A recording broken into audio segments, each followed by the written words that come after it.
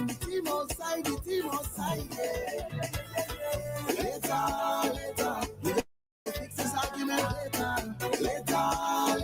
Right now my vibes are set for the road. Later, we gonna fix them nonsense later. So as for now, I just watch them up. Right there, party up for the whole day. You know when we outside, the peppers lively. Drinking the rum, no chaser. Having with the yoga, don't say. It's me and the team outside, yeah. WEFM, new fresh sound. WhatsApp us or call us at 457-9997. Activated Mornings on WeFM 99.9 is on now.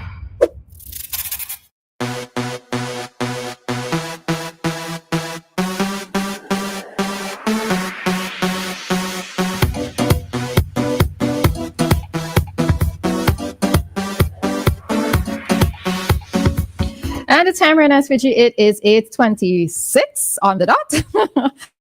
and at this time, we are going to be conducting an interview, or let's say the discussion. Correspondent. Okay, no, let me say that properly. She's in National Correspondent for the United Nations Food and Agricultural Organization. All right. And we are going to be talking about all the activities that is surrounding that event for tomorrow. So Dr. Phillips, welcome to the studios of WeFM and Activated Mornings. Well, thank you for having me. Thank you so much. I know generally on a yearly basis, we try to come out and inform the public, and we have been actively doing so over the past week. First of all, I should say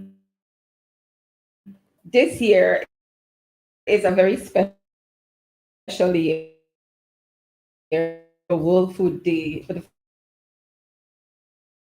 World Food Day celebration. I'm not sure if many. It's the 8th year.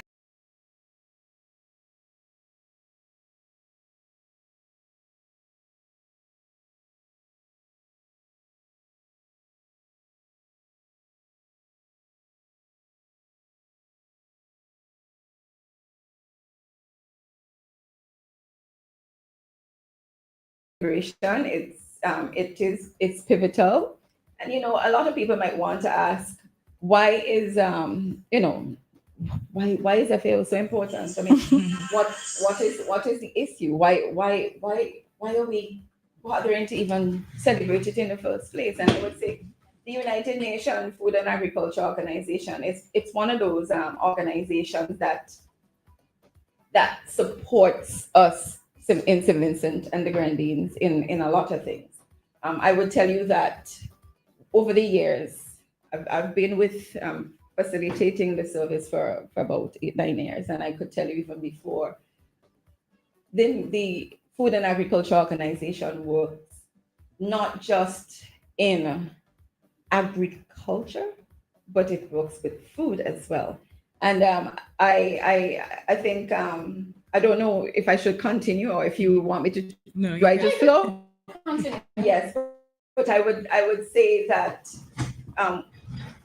the organization over the years have worked in strengthening high potential agriculture, so that we know there are certain issues within St. Vincent. We know, for one, we have a high food import bill because manufacturing is a little isn't a lot, so we bring in a lot of imported canned stuff and so on and so forth. We are trying to become what we call food able. We want to be able to eat what we grow what we eat. And with that, the FAO has been working in facilitating what we call value chain developments in high potential agricultural commodities, for example. So we're very well known for our dasheen. It's a product that we can brand. It would bring in foreign exchange. And the FAO has been working fervently in ensuring that is developed. we've been looking at over the years. We've looked at composite flowers. We've looked at a host of different things. Because you also know that we're quite unique as it pertains to our root starch, for example, and so forth. There is also a lot of work going on in climate smart agriculture. And when I say climate smart agriculture, we don't have to ask what's going on these days in as it pertains to the weather. We know it's all over the place, and pretty much our farmers are faced with losses sometimes beyond recuperation in some cases, and the FAO lends a hand in that recuperative process. Not only that, but they help us in the management, in the disaster risk management issues. So there are mitigative processes, for example. There are let me use a hardcore example. We currently are working with the development of a drone team in St. Vincent, where, for example, in the passage of Beryl, when we had the Beryl hurricane, the Ministry of Agriculture was very instrumental in doing what we call the scoping mission to determine how much damage was on ground. And our guys they're excellent in terms of, and when I say our guys, the guys in St. Vincent, the team has been really, really on top of the ball with that. FAO was responsible for training them to get to that place where they are able to even facilitate assistance outside of St. Vincent. There is also the fact that we're working on things like policy. For example, we have the fisheries. We've just finished supporting the Ministry of Agriculture with the establishment of the new Fisheries and Aquaculture Act that is presented. It's in the office of our AG and about to be passed soon, so that fisheries would be better supported even. And then you have the food security drive. And the food security drive is where it gets really exciting because over the years, we've worked with the Ministry of Health in ensuring that we had the revision of the food-based dietary guideline, for example, so that people would understand what real nutrition, what good nutrition is about. We've been working with schools in terms of facilitating gardens within schools. You know, we always believe that when you have to teach a man to fish. In this case, you have to teach a man to plant a seed. And when you teach children to plant a seed, you're ending up with farmers who know how to not just plant the seed, but make money out of it. And I don't know if a lot of people really sit down to think about this thing, but agriculture makes money. You just have to know how to manage the thing, you know? So there is that. And then we also work with, so you have the school garden section of the thing, and then you have this sustainable school feeding program, which again, most of our schools do provide meals to our children. And we've been working with the Ministry of Education, so not just with health, but with education, to ensure that there are policies to help guide the process of sustainable school feeding, that there are menus established that would utilize our local produce to feed our children so that they can develop that palate that makes it our own, you know, to promote food sovereignty, because it's really important. Instead of having our children learn to eat things that foreign taste. Exactly. You step out of the foreign taste and you bring it back home. You know, you do your little breadfruit and your little boiled banana and your little boiled potatoes with some saltfish or some fried fish, and you know, we do a thing.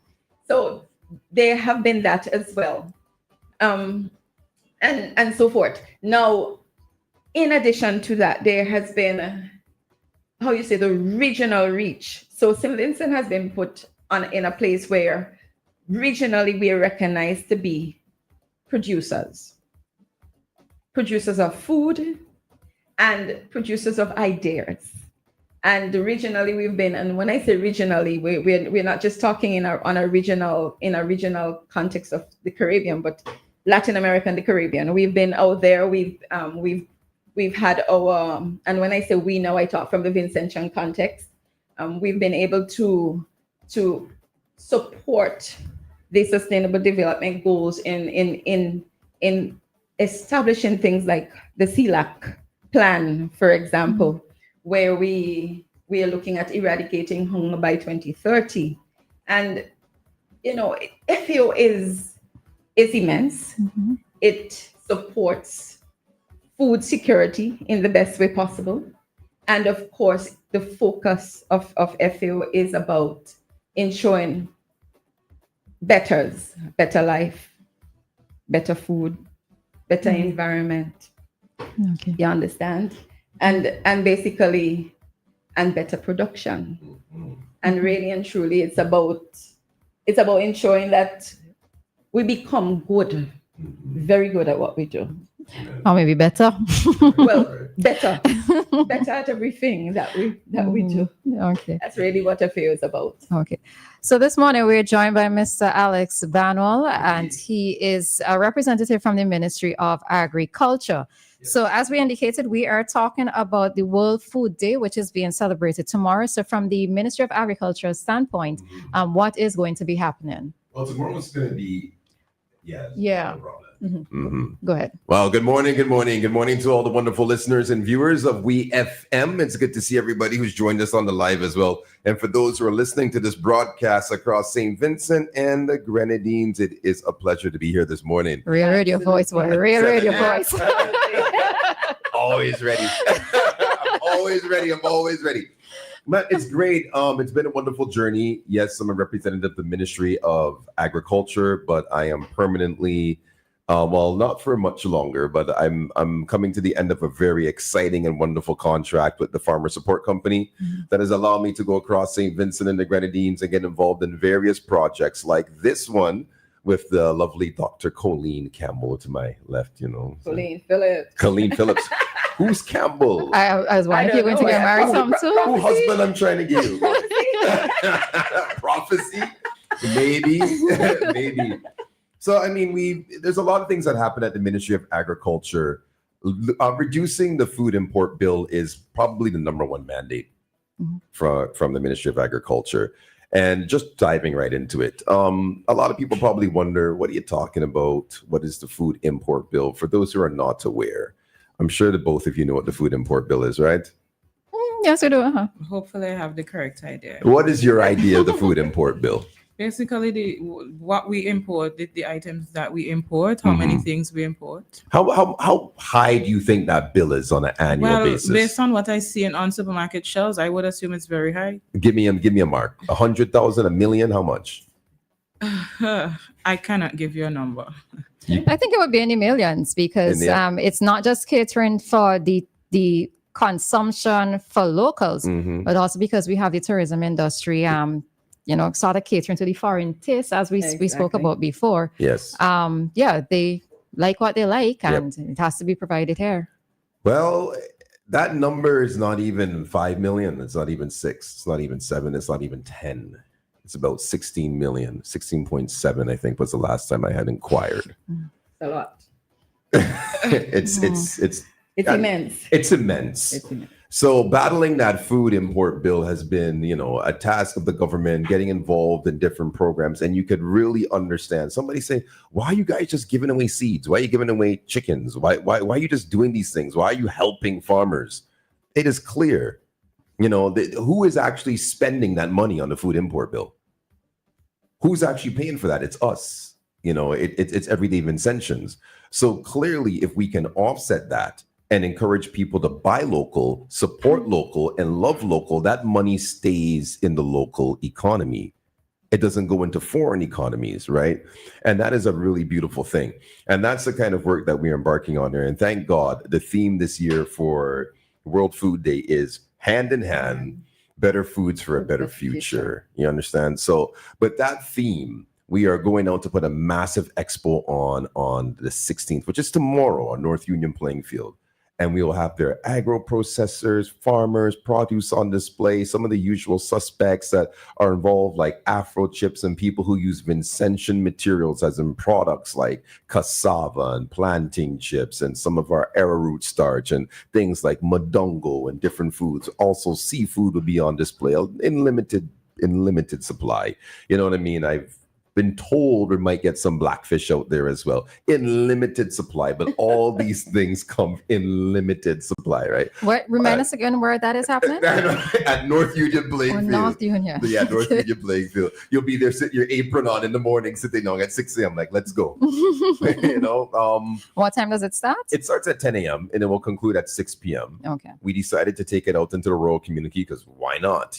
These are the areas, these are the bread baskets of our island that produce a lot of produce, a lot of dasheen, a lot of planting, a lot of the foods you see on the shelf in town every single day. Another exciting fact and thing, a lot of people don't know what geese shed is. You both guys are familiar with geese shed, right? Yeah. Good. I'm not being insulting here. But do you know what happens on the geese shed on a Monday morning?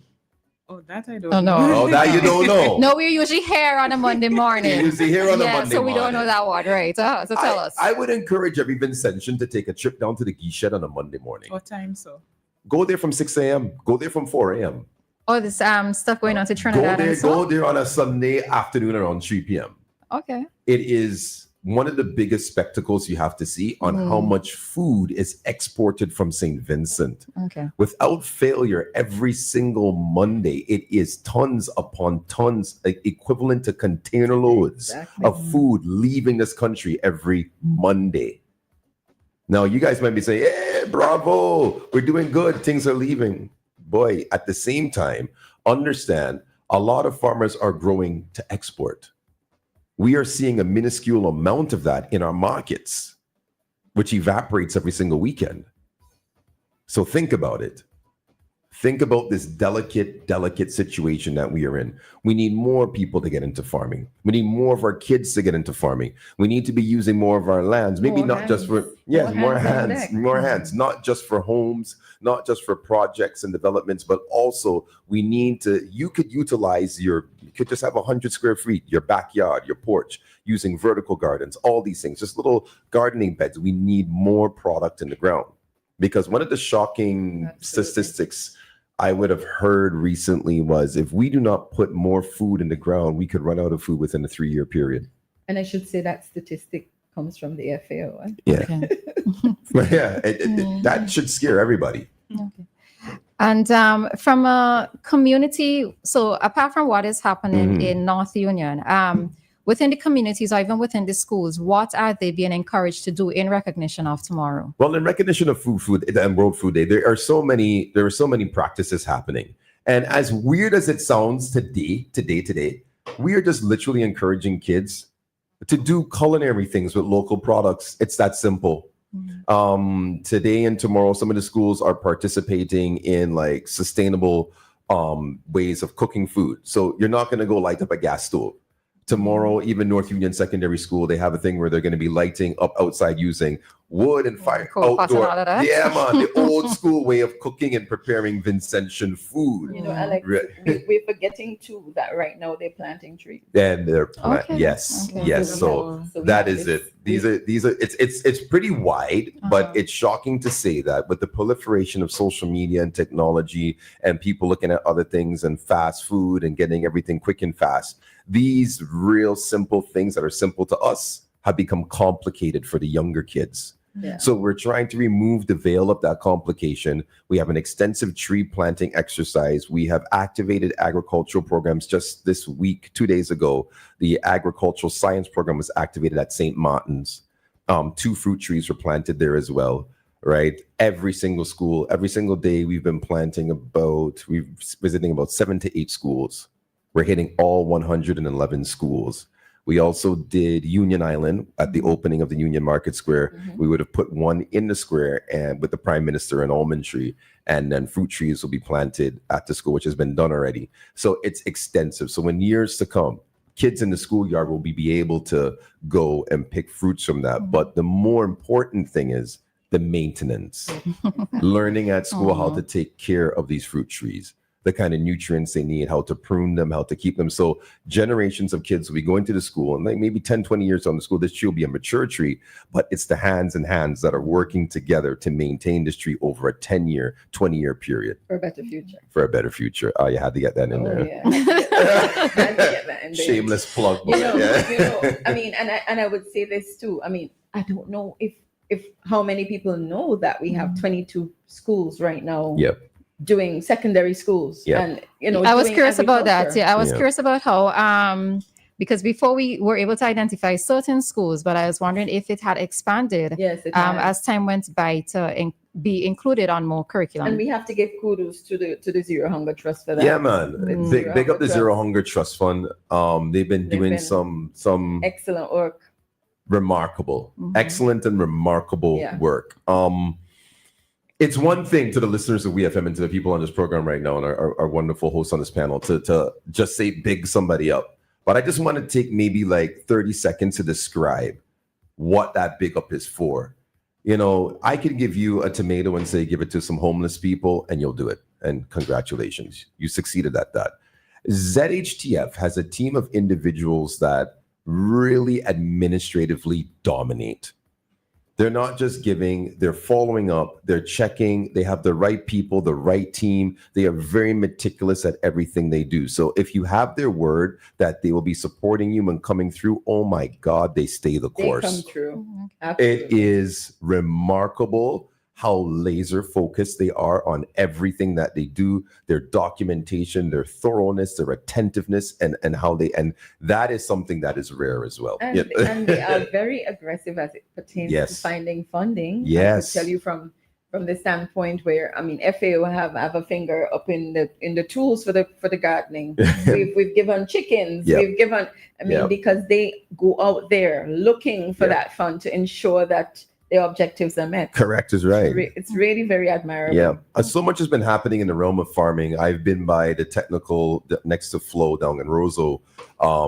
Chickens, kids who are taking mature chickens, plucking them, feathering, slaughtering them, packaging them, putting them in packages, and not even selling them, giving them to vulnerable communities across St. Vincent and showing up with ice boxes and giving people who might not be able to afford these chickens that they cultivated and raised at school. I've seen farming programs where kids are selling corn, they're selling butternut squash, they're doing things, they're providing bulk mulch of golden apple, pineapples, mangoes, and different things to restaurants and hotels so that tourists can come here and partake in our local passion fruit, golden apple juice, things, soursop. I've seen kids doing these things. Keeping it Vinci. Keeping it 100% Vinci. And that's going to apply to that fabric of when people visit here, they're getting that 100% Vincentian experience. Okay. Somebody has a question. They're asking, is the meat used in the fast food industry imported and why? Well, if it is imported, why? I will lend my limited experience on this one here, right? And you can quote me or not quote me.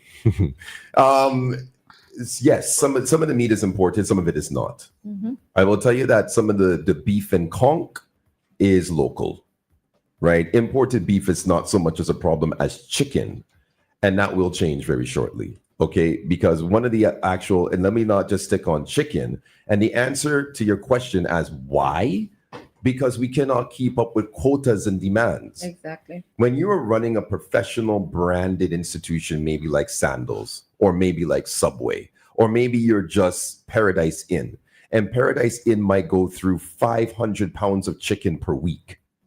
Or 20 pounds of steak, or whatever their quotas are. Whatever the quota is. I've had a snapshot into Subway, and big up the team at Subway, and they told me they do about 500 pounds of tomatoes per week and 1,000 pounds of lettuce per week.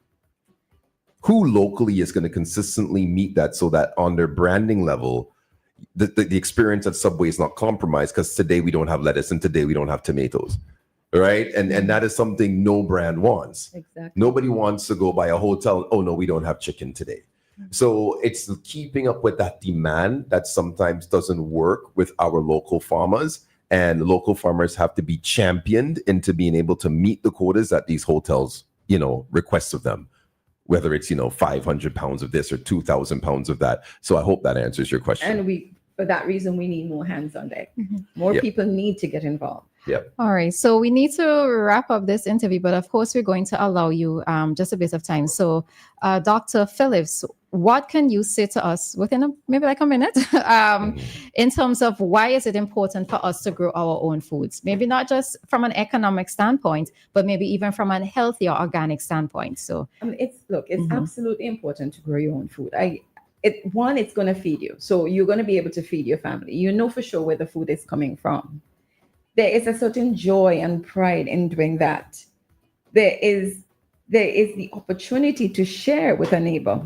So you're not going to be eating something with pesticides or anything else on it. You know for sure you have that certainty that you are going to eat tomorrow. And I think really and truly, it is about food security. It's about securing your own very existence.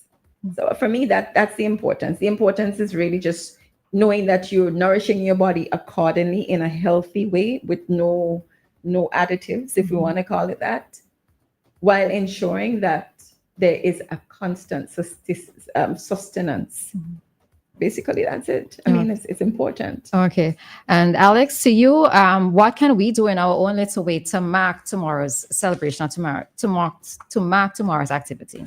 The best thing you can do is just show up, right? Make sure you come out between 10 to 6. There's going to be lots of food, lots of vibes, have some artists. There's going to be music. There's going to be little tutorials. Some of the tents are going to be very engaging. If you're a little bit insecure about your culinary skills, there'll be a lot of experienced people there that can tell you how to work and handle local produce and what you need to know. A lot of questions will be answered. If you have questions about your livestock, questions about your animals, they will have the right team, the right expertise out there as well. There's going to be some great addresses, not only from the Prime Minister, from the team from FAO, the team from Zero Hunger, the team from Ministry of Agriculture. Flo is going to be out there as well. Massey Stores is going to be out there as well. Helen's Daughters is going to be out there as well. So many different agro processors. The team from Made in Vinci will be out there as well. Some of our stars will be passing through. It's going to be just an all-out Vincentian Day. Good vibes, good energy, good people. And that's what I need y'all to do. Be a part of that good energy tomorrow. Yeah. I want to also take a quick opportunity to say to all schools that's taking the time to do an exhibition, enjoy. Be sure that objectives are met and children understand why they're doing what they're doing, and keep up the excellent work. We have quite a lot. We have prep school and fair hall and all of these guys. And I just wanted to congratulate the teachers, all agriculture teachers across the country. They're doing excellently. I will say this publicly as well. We have provided a way for kids to attend. And I will just tell you that it's covered through the project.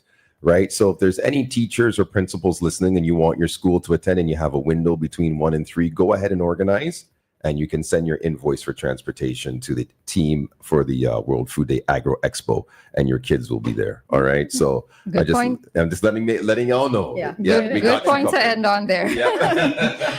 All right. For having us. No problem. So we have come to the end of our discussion this morning. In studio, we had Dr. Colleen Phillips, and she is the national correspondent for the Food and Agricultural Organization, the United Nations Food and Agriculture Organization, as well as Mr. Alex Banwell from the Ministry of Agriculture as well, or a representative from the Ministry of Agriculture. So thank you very much for being here with us this morning. And of course, we wish you all the best with tomorrow's activity, but with your ongoing works as well, Dr. Phillips. All right. So thank you for being here with us. And yeah, we look forward to seeing you again next year around this time.